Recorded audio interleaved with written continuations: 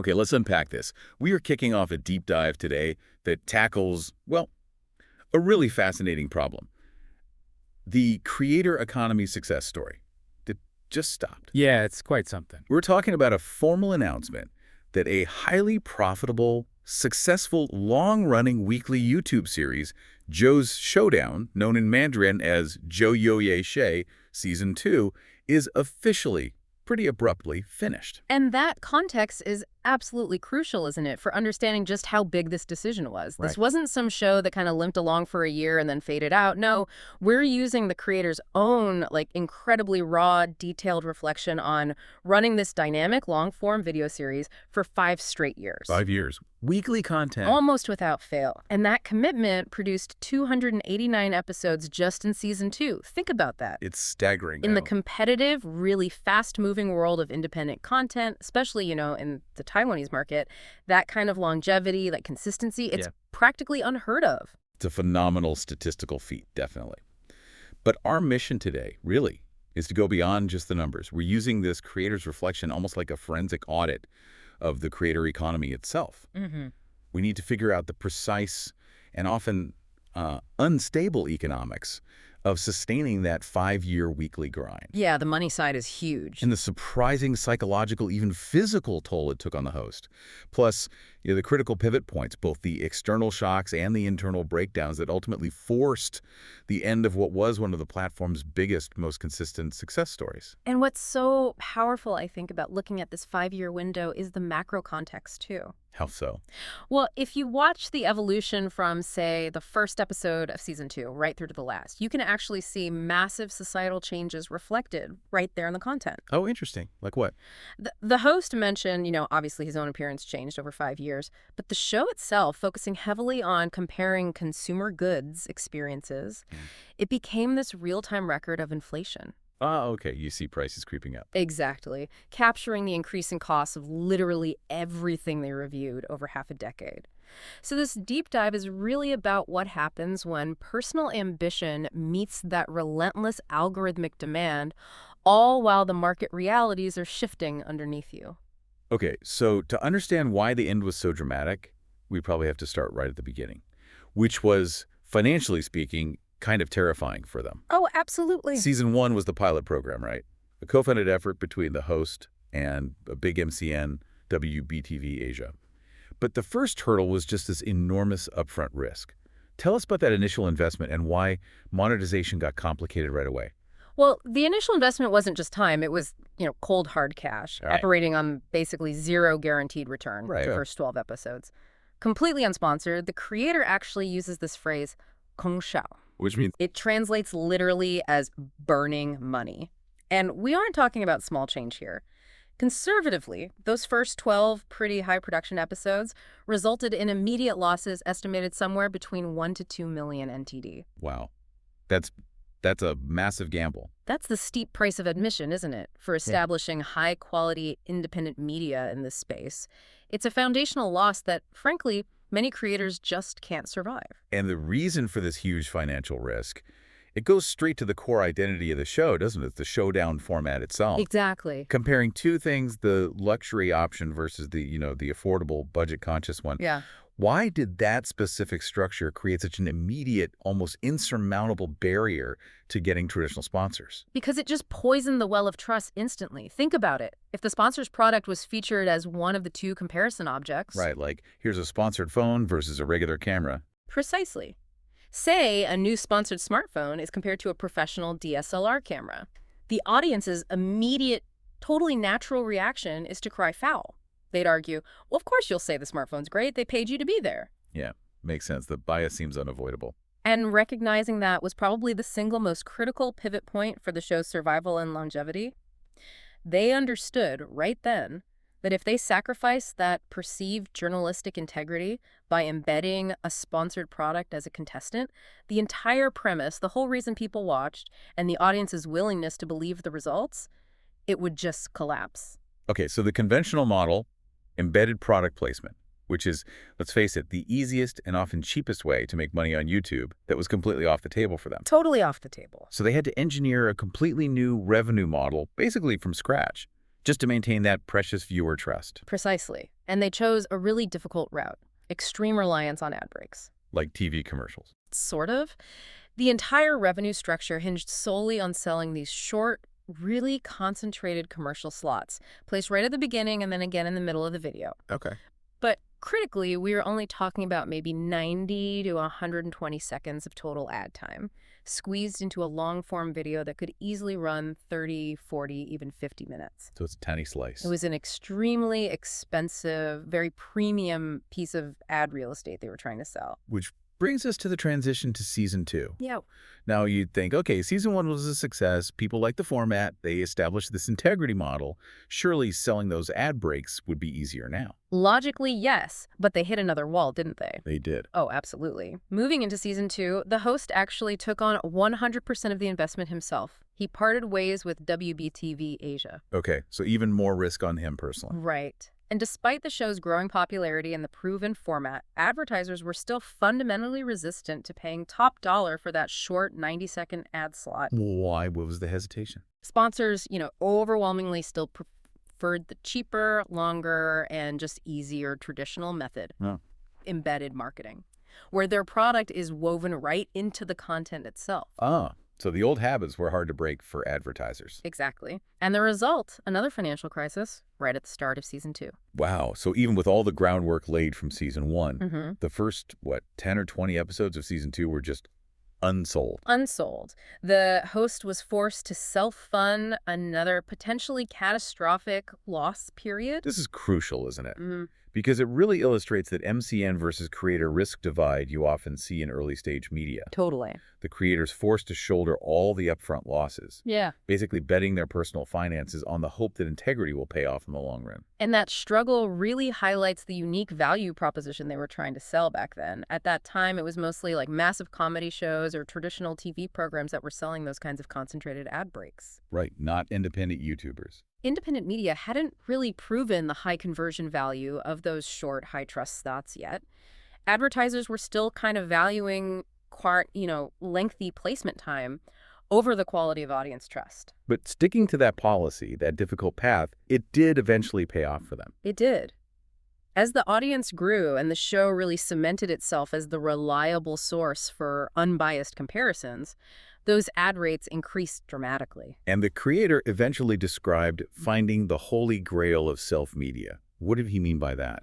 The holy grail was achieving that perfect combination, a consistent, weekly, money-making program, one that was so well-established it actually allowed the host to plan these massive, multi-month, large-scale projects. Like the big travel specials or annual series. Exactly. Those big projects would naturally generate enough buzz and discussion to keep the conversation flowing during the weeks when they were doing the simpler, maybe more repetitive food comparisons. So the big projects funded the consistency. In a way, yes. And that short, expensive ad slot eventually succeeded precisely because the integrity they paid such a high price for in season 1 translated directly into a higher conversion rate for the advertisers who finally bought in later. The audience trusted the show, therefore they trusted the advertiser placed outside the content. It became this predictable, profitable engine. But as we'll see, predictability. Well, that can become its own kind of trap, can't it? Oh, absolutely. The biggest one, maybe. Okay, so once the financial engine was finally humming along, the focus naturally shifted to optimizing the content itself.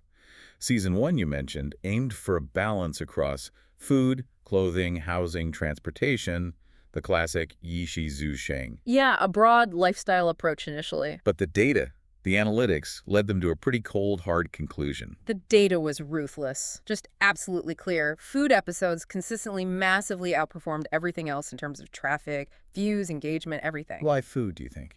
Well, the format was just perfect for it. The creator used the term hoyik yifuzi, easily replicated, because a high versus low contrast dining experience is instantly relatable, right? Yeah, everyone gets steakhouse versus fast food. Everyone understands the difference between a high-end steak place and maybe a chain teppanyaki restaurant. It's clear, visual, and taps into universal desires and budgets. So the strategic shift for season 2 is pretty dramatic then. They leaned heavily into food. Hugely. Something like 70 to 80% of episodes became dedicated to food showdowns, steak, hot pot, sushi, ramen, you name it. And while this definitely maintained traffic and probably simplified production logistics quite a bit, Oh, for sure. Finding two restaurants is easier than two, say, travel destinations. it also set the stage for the inevitable downside, the repetition trap. It's the classic paradox of catering directly to the audience, isn't it? They gave the viewers exactly what they clicked on, what the algorithm clearly favored, but doing so severely limited the creative scope over time. But they didn't completely abandon other topics. No, to their credit, they didn't. That remaining, say, 15–20% commitment was reserved for those really crucial, massive tentpole projects, the ones that define the brand's creative ambition beyond just food. Right. The famous annual summer bikini showdowns. Which hilariously extended into underwear and hot spring specials over the years. And the really complex travel showdowns, like comparing Disneyland versus Universal Studios or a trip to Japan in the U.S., and those unique concepts like the rental showdowns. Those were vital for breaking the monotony, even if they were much harder work. And we also have to acknowledge the show's kind of weird, dark humor streak as well. Right. The annual King Ming Festival special. The show comparing, $10 street food to $300 fine dining also spent 4 or 5 years comparing burial plots, hearses, and elaborate paper crafts for the afterlife. It shows a certain dedication to novelty, pushing the boundaries of the format. That must have been just physically and emotionally exhausting to keep coming up with and executing. And the concepts that didn't work are maybe just as telling about the limits they faced. Absolutely. They apparently tried to compare things like toddler care or daycare facilities. Oh, I can see the problems there immediately. Yeah, impossible. Child portrait rights, privacy issues, parental consent. Just a minefield.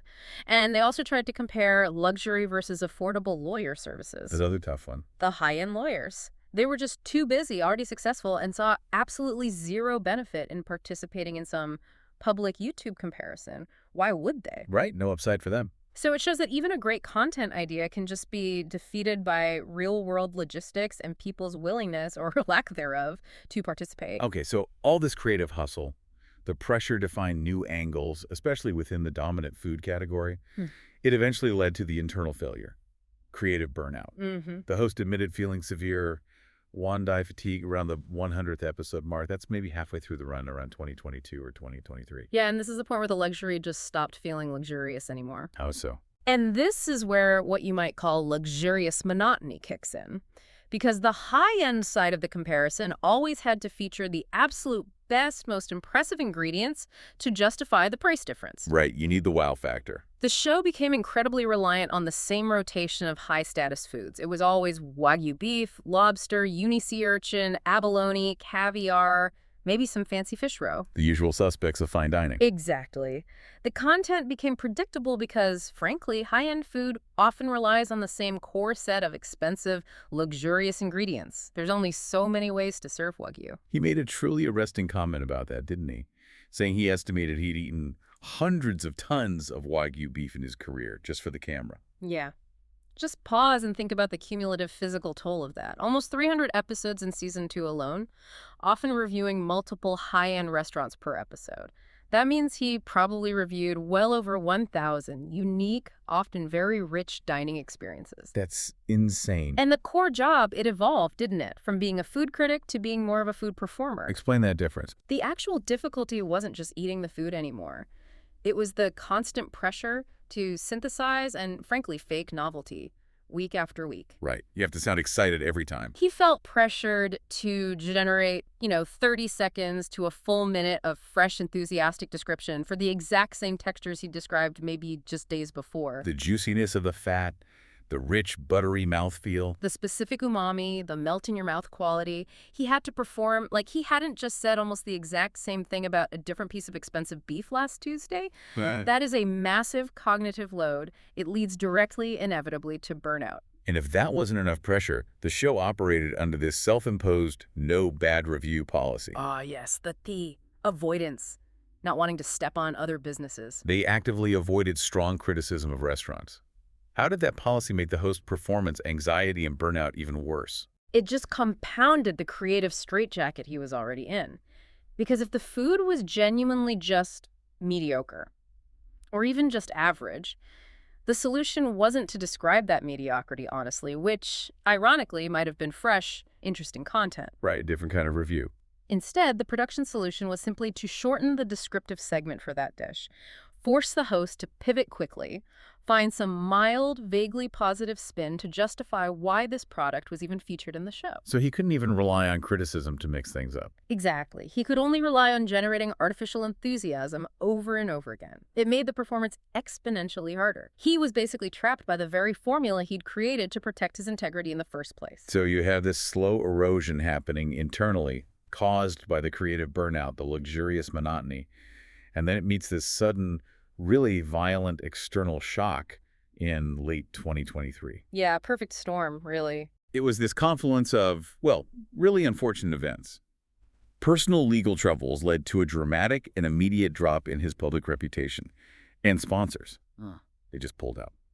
En masse. And this internal crisis hit right as the entire media environment was shifting drastically anyway. You mean the rise of short-form video? Precisely. This was the exact period when short-form content from Instagram Reels, TikTok, YouTube Shorts was absolutely exploding.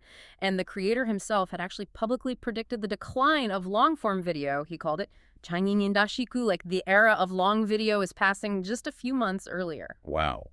So the market was basically proving his worst fears true. And his personal scandal just massively accelerated his exposure to that dangerous shift. The financial consequences sound like they were immediate and just ruinous. Oh, absolutely devastating. The show instantly swung from being that reliable, holy grail profit engine to just hemorrhaging cash. How bad was it? They were losing somewhere between 300,000 to 500,000 NTD per month. And that financial plunge lasted for more than 6 months. 6 months of those kinds of losses. Think about it. They're producing 4 high-cost episodes a month, but they're only managing to sell 1 sponsored slot.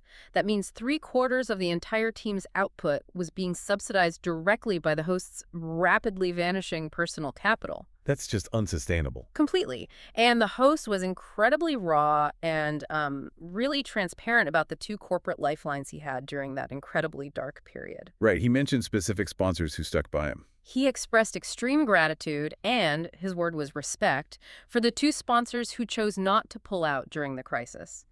SFS AVN, the VPN company, and Fubon Financial Insurance. That must have meant a lot.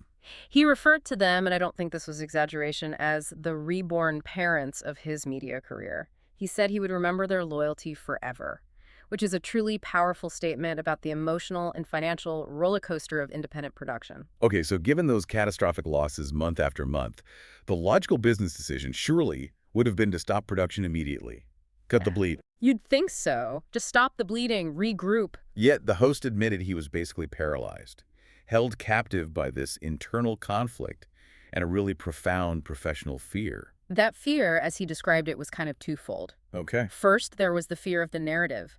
He didn't want this successful 5-year run to be remembered simply as the show that failed and quit right after his scandal. Protecting the legacy. Yeah, he was afraid viewers would only remember him as the creator who retreated, who quit during his absolute lowest point. And second, and perhaps even more paralyzing for a long-term creator, was the algorithm trap, the fear of obsolescence. That fear centered on what he called the channel's weight, didn't he? The Yu Huanzong.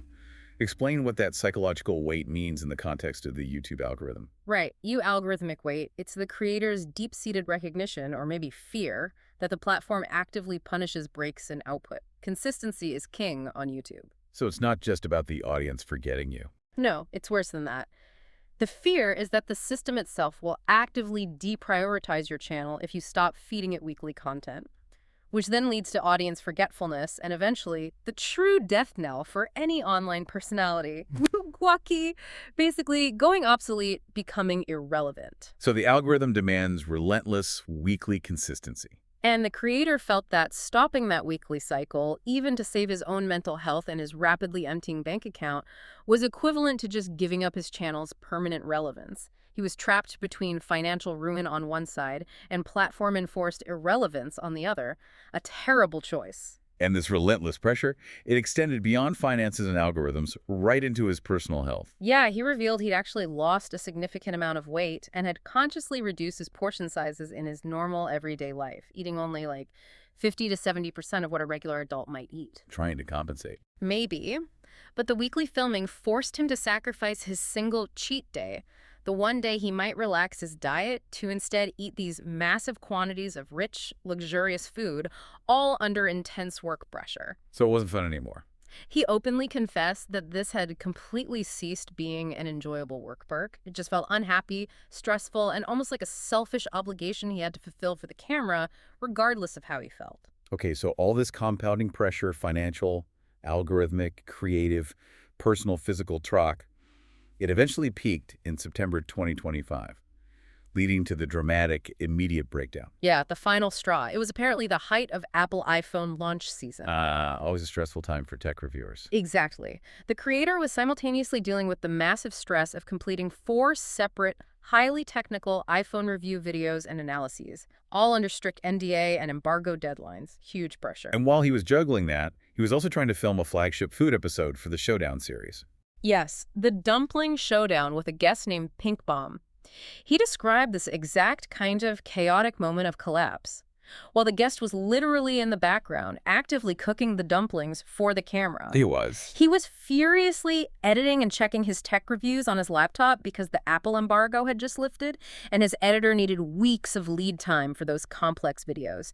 He was literally trying to split his brain between intricate technical analysis and performing enthusiasm for dumplings. That sounds impossible. He said he just spiraled into what he described as a depressed state, started questioning his entire career path.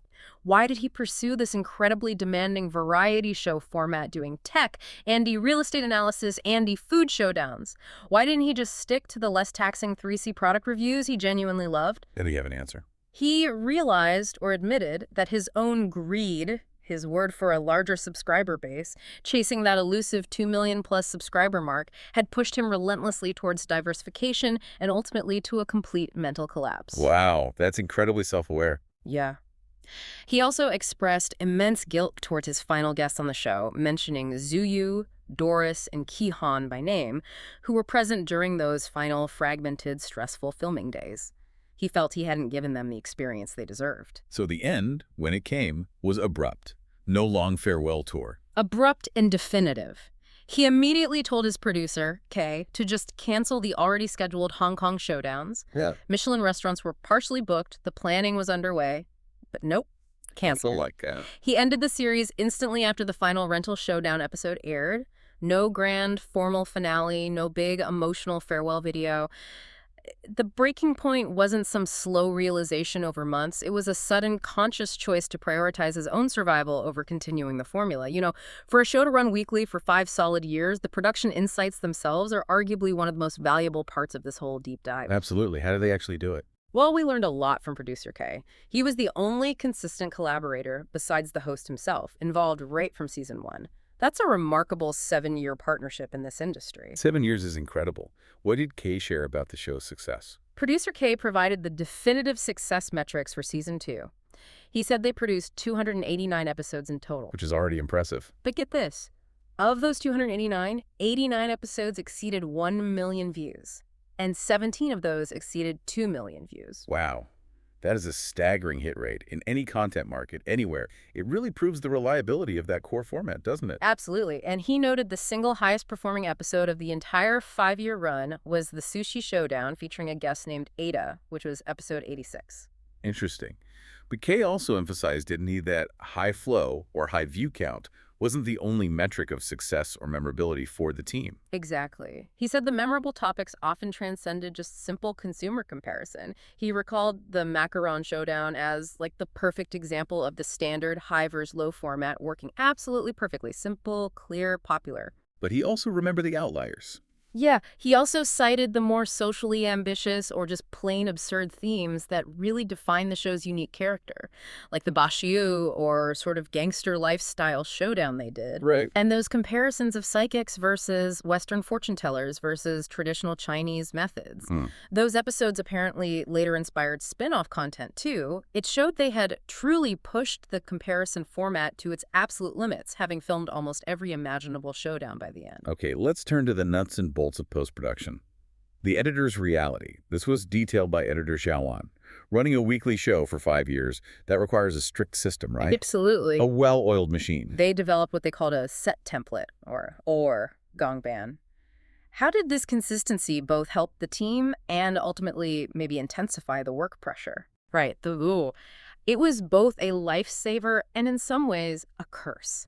On the front end, it helped immensely because the show followed such a predictable rhythm, the introduction, comparison number 1, maybe some expert commentary, comparison number 2, the final decision. Yeah, a clear structure. That template established a really clear standard operating procedure and SOP. It standardized the editing process, allowing the team to anticipate exactly what visual effects were needed, where, when the background music should change, how the pacing should shift. It provided excellent, really practical on-the-job training for new editors because it forced them into this consistent, high-quality rhythm week after week. That same predictability meant the videos themselves, often quite long, 30 to 50 minutes, they were subject to the most intense, real-time audience scrutiny imaginable. Yeah, that's the high-pressure reality of having a massive, engaged audience. Jian revealed that because their videos consistently hit hundreds of thousands, sometimes millions of views almost immediately upon launch. The viewers became the QA team. The viewers became their real-time quality assurance department. Within 10 minutes, literally 10 minutes of a new video being uploaded, viewers would apparently fast-forward, locate, and then publicly comment, pointing out tiny, granular mistakes. Like typos. Subtitle errors, small informational mistakes, maybe a continuity glitch, all flagged with timestamps in the comments. That sounds incredibly stressful for the editors. It meant the entire post-production pipeline had to maintain near-perfect accuracy under an absolutely insane time crunch, because any tiny error became public knowledge almost instantly. The standard for flawlessness was just brutally, unforgivingly high. That sounds like a recipe for editor burnout too, doesn't it? Just constant fear of mistakes. It does. But they found a really brilliant creative solution later in the show's run, something that both eased that pressure a bit and added a really key popular flavor to the content itself. What was that? Allowing the editors to insert their own comedic commentary directly into the video. The tukao. Ah, the little text pop-ups with sarcastic comments. Exactly. That irreverent, witty, sometimes snarky internal commentary added by the post-production team, the tukao, became this crucial pressure release valve. It allowed the editors to participate creatively in the critique, kind of transforming their high-pressure job into a source of unique observational humor. And the audience loved it, right? The audience loved it. It blended the serious official review from the host with the production team's often more sardonic, behind-the-scenes perspective. It turned into a key viewing highlight that proved the audience actually craved that extra layer of personality and maybe honesty. Okay, so the 5-year grind, the weekly showdown, is over. The host is now consciously choosing to face that deep fear, the fear of losing the guaranteed weekly flow, losing that algorithmic weight. What's the trade-off he's making now? He's essentially betting that creative fulfillment and maybe sanity will ultimately sustain him more effectively than forced consistency ever could. Makes sense. The time saved those intense 4 to 6 hours of performative filming each week, plus the entire emotional and planning overhead that went with it that's now being reinvested into new, more complex, maybe more personally fulfilling serialized projects, like the Japan driving trip series he was filming recently. And going back to his roots, too. And a renewed, sharper focus on his core passion, which seems to be 3C tech reviews. He's accepting the risk that his overall channel size, the subscriber numbers, might shrink for a while as he rebuilds momentum in a different way. But crucially, this isn't necessarily a permanent retirement of the concept of Joe's Showdown, is it? Season 2 is closed, but the format itself might return. Exactly. He was clear about that. The weekly grind is done. But the format itself might return, just irregularly, maybe every 1 or 2 months, maybe even less frequently. But only for the most ambitious, the most interesting, maybe those previously unfilmed topics. But we might still see some of those dream projects. We might. We're talking about potentially resurrecting the canceled Hong Kong Michelin plans, or that dream of doing a multi-day cruise ship showdown. Oh, wow. And perhaps the most creatively demanding, logistically nightmarish idea, that ultimate goal of actually filming a luxury versus affordable prosecutor or lawyer courtroom battle. Can you imagine the logistics of that? Right. He still wants to execute those massive, complex ideas. But the key difference now is only when the planning, the logistics, the timing, everything achieves what he called heaven, earth, and human harmony.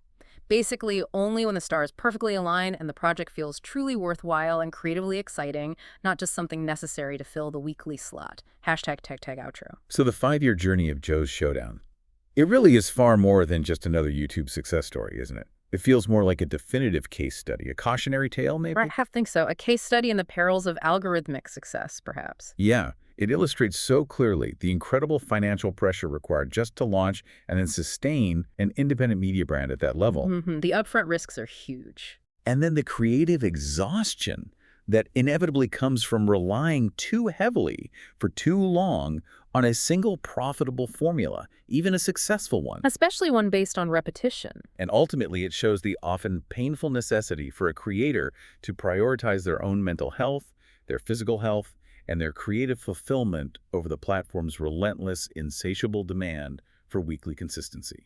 It really is the ultimate paradox, isn't it? They achieved exactly what the system rewards. The predictable revenue, the consistent output that pleases the algorithm. And yet, the very structure they built to achieve that success. The formulaic content, the reliance on the same luxurious ingredients. That structure became the cage that eventually crushed their creativity and genuinely threatened their mental well-being. You know, the show's original slogan, it always asked that consumer question. Is the cheap product convincing, or is the expensive product desirable? It was about giving viewers clarity on making choices. Right, a very practical, consumer-focused question. But the deliberate, difficult way this series ended, it forces us, and maybe other creators, to ask a far more profound question, a creator-focused question. Which is? In this high-stakes world of self-media, can any formulaic success, no matter how profitable, actually be sustained indefinitely? Or is burnout the final inevitable opponent waiting in every single creative showdown? That's a heavy question. Something for you, the listener, maybe to mull over as you think about what you consume, what creators produce, and what anyone is willing to sacrifice for consistency.